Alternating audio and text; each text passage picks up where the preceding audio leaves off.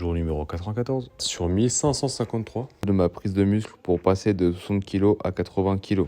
Pour la partie 2 par rapport au fait de varier sa nutrition, sa diète, sur un autre point, du coup, dans un premier temps, je t'avais dit que c'était important par rapport au fait d'avoir tous ces vitamines, etc., etc.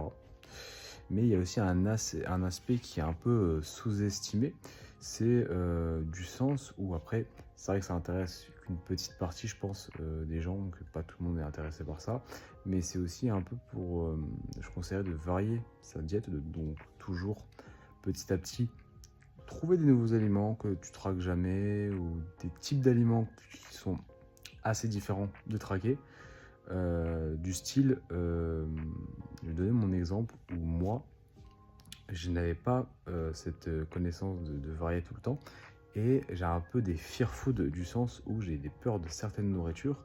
C'était celles qui n'avaient pas leur étiquette nutritionnelle, donc je n'avais pas la connaissance des calories et je m'étais jamais posé la question de comment est-ce que je traque, etc., etc. Et il n'y avait pas encore les IA ou quoi que ce soit, tu vois. Et du coup, bah, au lieu de vouloir un peu sortir de ces zones de confort, bah juste je les intégrais pas dans ma diète. Donc par exemple, tout ce qui était viande du boucher, les viandes rouges, etc., etc.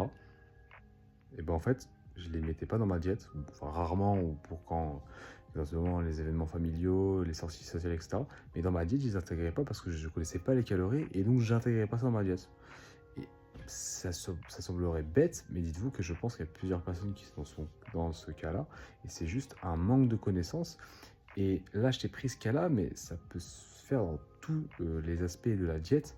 Certaines personnes ont des peurs de certaines nourritures parce qu'elles ont eu une expérience, par exemple, les tacos, on va dire, un truc, ouais, pour eux, un tacos c'est mal, forcément c'est la prise de poids, etc. Alors que non, tu vois, un tacos c'est de la nourriture, qui a des calories, etc.